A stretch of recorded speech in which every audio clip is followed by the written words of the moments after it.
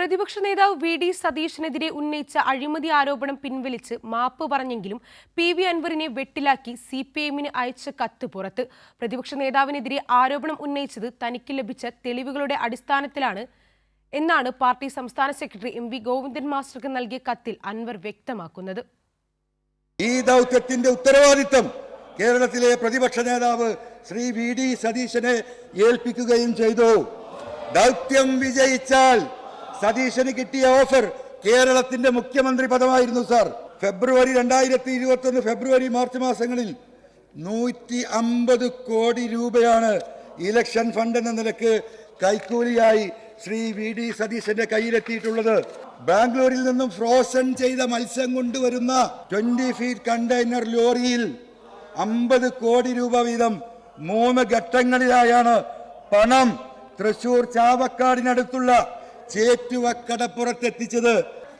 അവിടെ നിന്നും 2 ആംബുലൻസുകളായി വി.ഡി. സതീശന്റെ കൂട്ടാളികളുടെ കയ്യിൽ ഈ പണം എത്തുകയും പ്രതിപക്ഷ നേതാവ് കർണാടകയിലാണ് ഈ പണം കൊണ്ട് നിക്ഷേപിച്ചിട്ടുള്ളത്.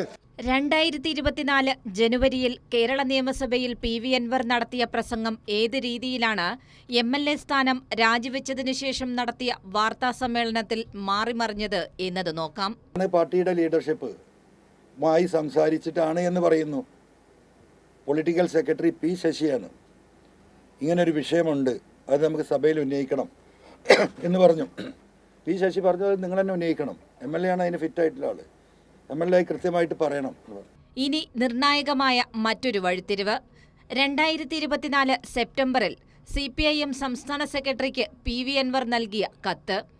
പ്രതിപക്ഷ നേതാവിനെതിരെ 150 കോടി രൂപയുടെ അഴിമതി ആരോപണം ഉന്നയിച്ചത് തനിക്ക് തെളിവുകൾ ലഭിച്ചതുകൊണ്ടാണ് എന്നാണ് പാർട്ടി സംസ്ഥാന സെക്രട്ടറി MV ഗോവിന്ദൻ മാസ്റ്റർക്ക് നൽകിയ കത്തിൽ അൻവർ വ്യക്തമാക്കുന്നത്. കേരള കോൺഗ്രസ് എം നേതാവ് ഹഫീസ് വിജിലൻസിന് പരാതി നൽകിയതും തന്റെ നിയമസഭയിലെ അഴിമതി ആരോപണ പ്രസംഗം തെളിവായി നൽകിയാണെന്നും അൻവർ തന്നെ കത്തിൽ സമ്മതിക്കുന്നു. ഈ കത്തിൽ എവിടെയും മുഖ്യമന്ത്രിയുടെ പൊളിറ്റിക്കൽ സെക്രട്ടറിയുടെ നിർദ്ദേശത്തിന്റെ അടിസ്ഥാനത്തിലാണ് ആരോപണം ഉന്നയിച്ചത് എന്ന് അൻവർ പറയുന്നില്ല.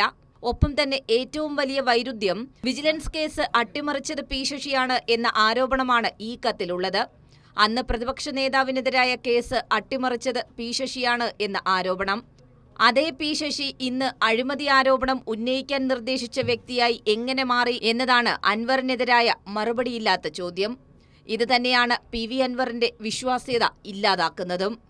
UDF-ലേക്ക് ചേക്കേറാൻ പല മാർഗങ്ങൾ ആരായുന്ന പി.വി. അൻവർ പ്രതിപക്ഷ നേതാവിനെതിരെ ഉന്നയിച്ച ആരോപണങ്ങളിൽ നിന്ന് ഇന്ന് പിന്നോട്ടു പോകുമ്പോൾ അൻവർ അന്ന് പറഞ്ഞ കാര്യങ്ങളും എഴുതി നൽകിയ പരാതിയും പൊതുസമൂഹത്തിൽ നിലനിൽക്കുന്നു. ഇതുതന്നെയാണ് അൻവറിന്റെ വിശ്വാസ്യത ചോദ്യം ചെയ്യുന്നതും. തിരുവനന്തപുരത്ത് നിന്നും RK കുമാറിനൊപ്പം S. Sheeja, Kairali news.